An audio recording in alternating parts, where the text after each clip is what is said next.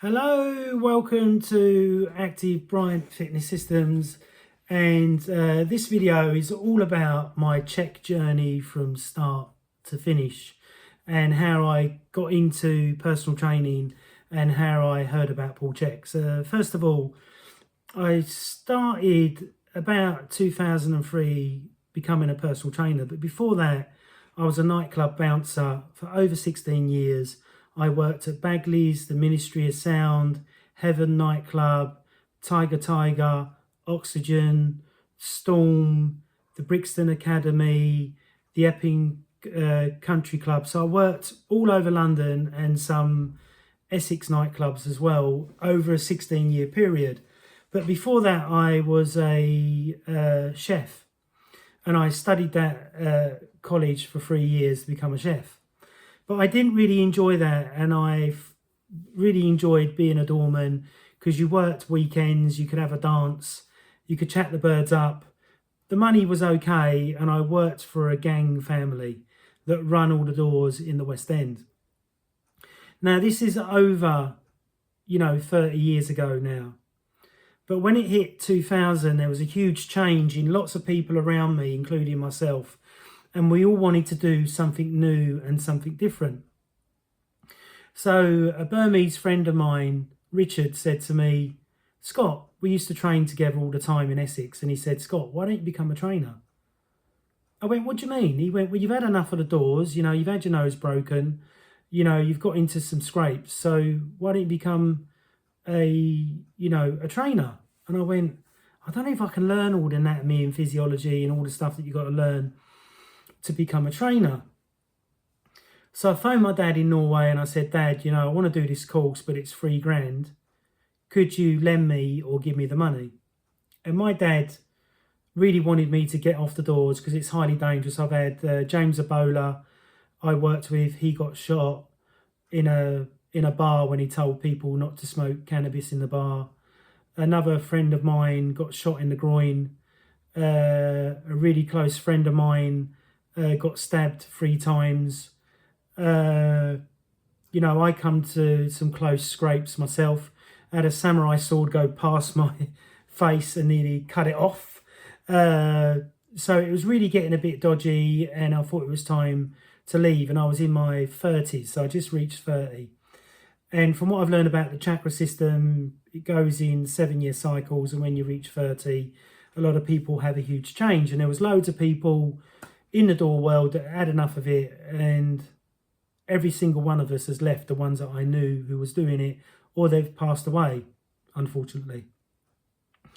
So then I'd done my YMCA and I started working at a gym in Embankment. It's gone now. And it was fitness first. And I used to go in and log in the clients, then started training them. But I'd already been working out for so I started when I was 19, so probably, 20 years. So I wasn't new to fitness, and I can put up pictures of when I was 19, ripped to the bone.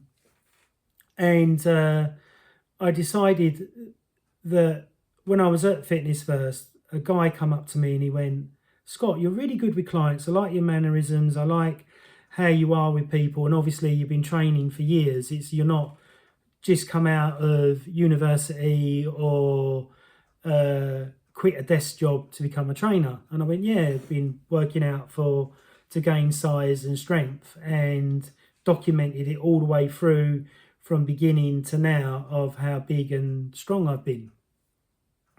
So he said, right, I think you should look at the Chek Institute and look into Paul Chek. Now, I met this guy about 7 or 8 years ago, and he was a taxi driver. Now, he's not a trainer anymore.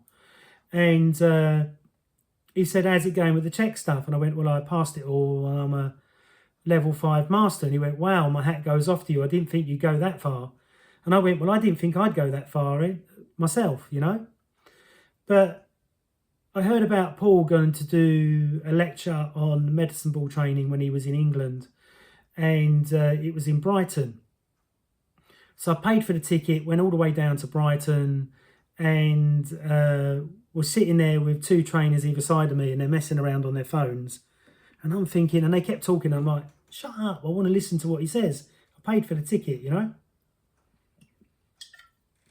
So Paul comes in, ripped to the bone, and this is the first time I've seen him face to face, ripped to the bone, and in phenomenal shape. And this is what got me going with him, that he was in such good shape compared to a lot of fitness professionals and so-called elitists are not in great shape themselves, but they're trying to sell all their stuff. So he was walking his talk, and I really liked that. And then when we did the medicine ball training, which was about an hour, I think, and then he lectured to us after that, I was sore for 3 to 4 days. I was like, wow, how can a medicine ball cause so much soreness all over the body? And then Paul was selling You Are What You Eat, which was an audio program of 7 CDs. And I've got the first version they brought out, and then they brought out another version, which was in a smaller box, which is on the website now.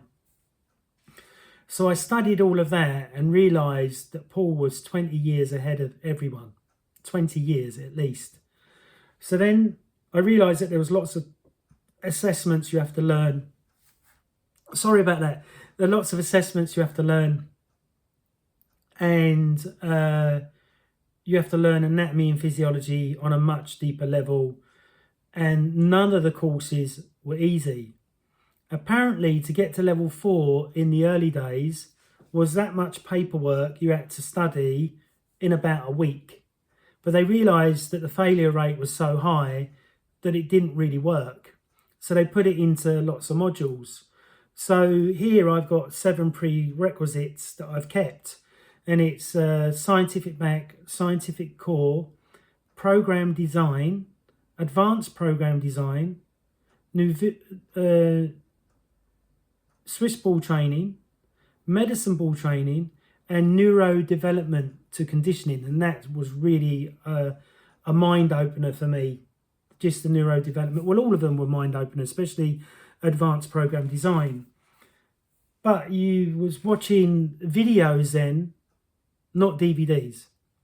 So I've still got all the videos in my cupboard here, as well as got all the DVDs as well. And I thought the knowledge was absolutely phenomenal. And I'd never heard of anything like this before anywhere else in the fitness industry.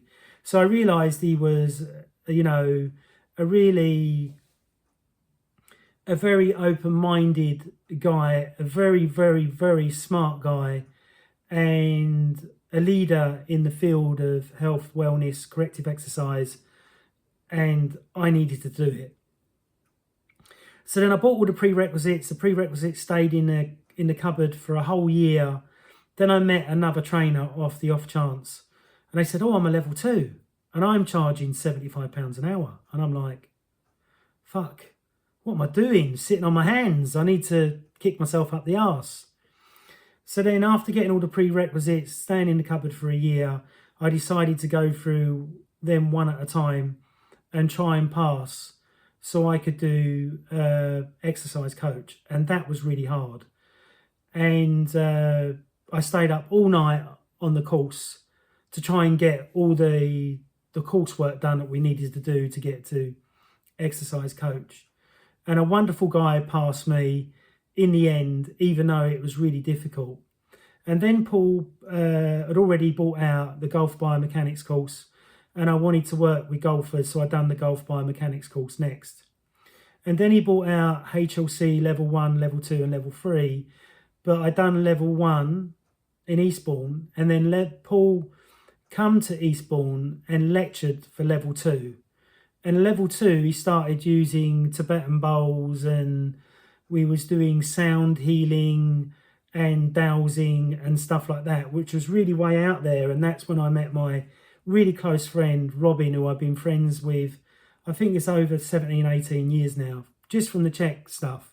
There was other people I met on the Chek HLC2, but we've not really stayed in touch. So that's fine, but you know who your real friends are, if you know what I mean. So after sitting next to Robin on a HLC2, I'll never forget, it was all dressed in orange. I went, who's this guy I think he is? Does he think he's Mr. Tango like that? Because he was dressed in orange.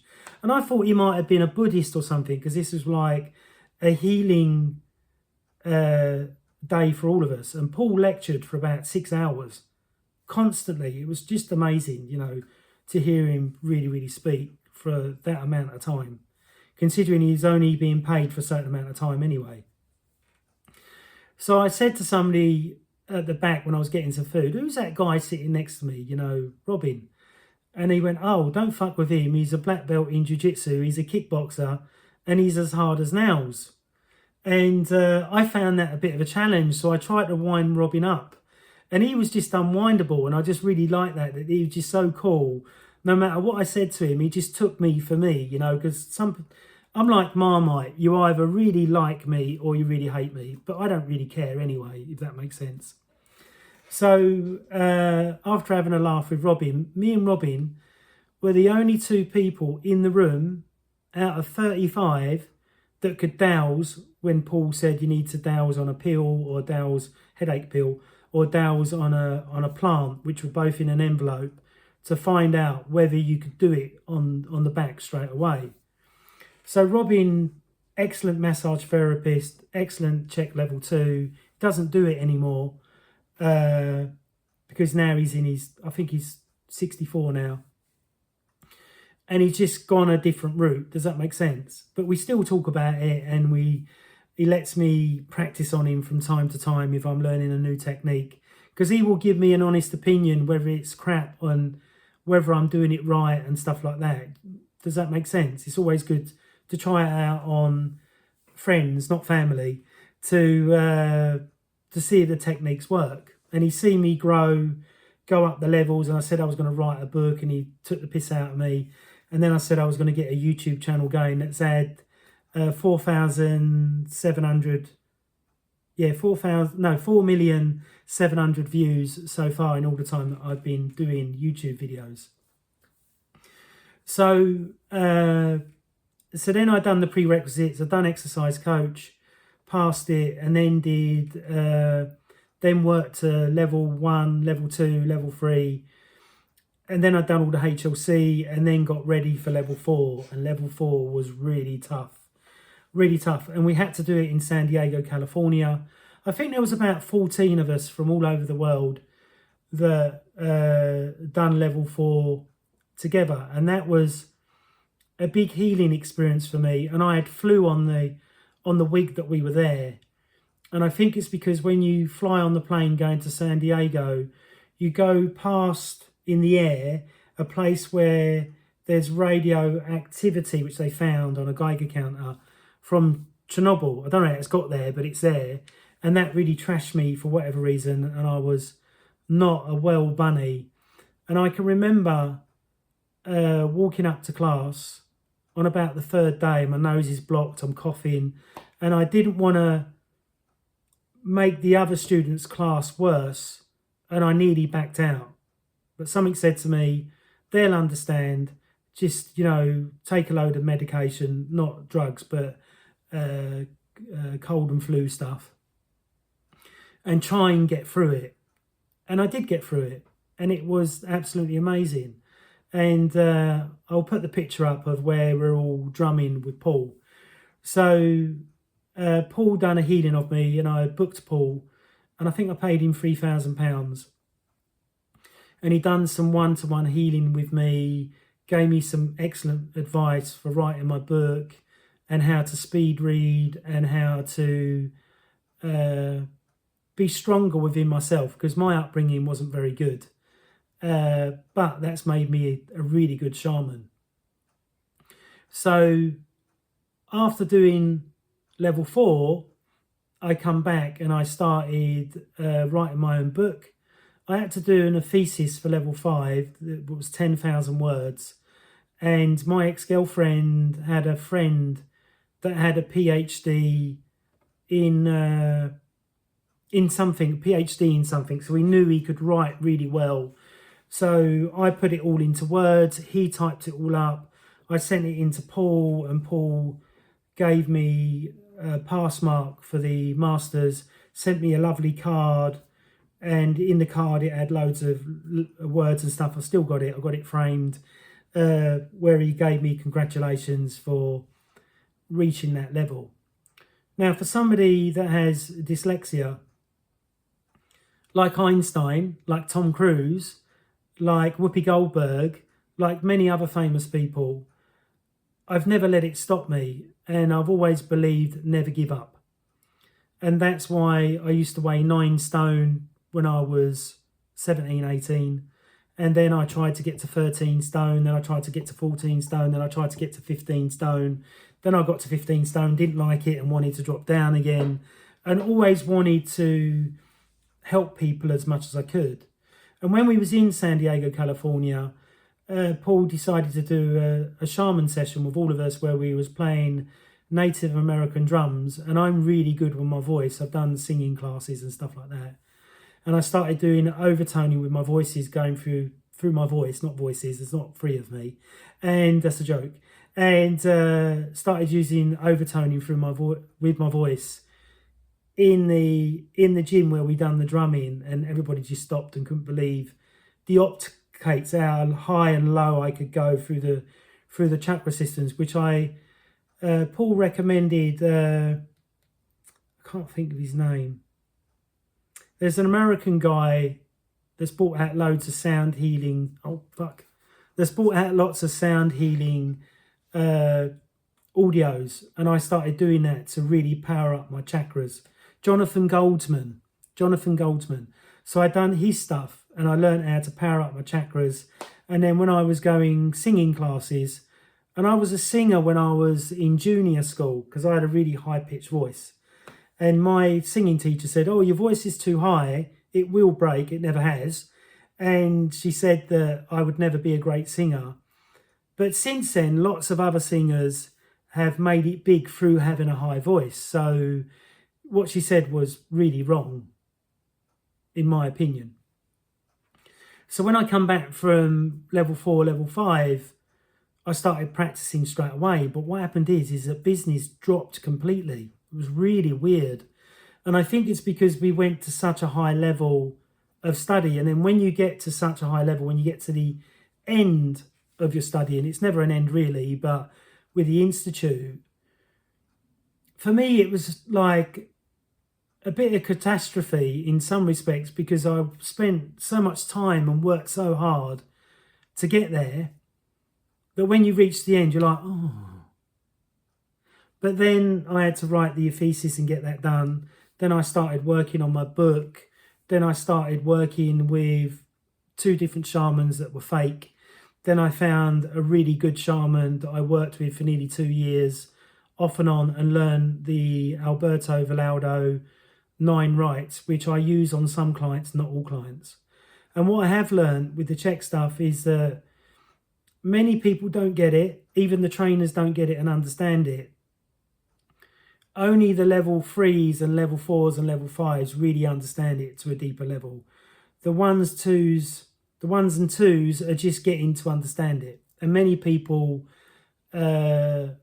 flake out or give up. One, it's either the cost of it, or it's just they lose the confidence because it's very, very in-depth, especially when you're looking at energy or you're realigning parts of the body on somebody. All that takes confidence. As well as confidence, you need good skill as well. And you learn that over time, the more and more people that you work with. Does that make sense? So I believe that if you want to go down the Chek Academy route, in some respects, it's a much better route now because you get one-to-one mentoring.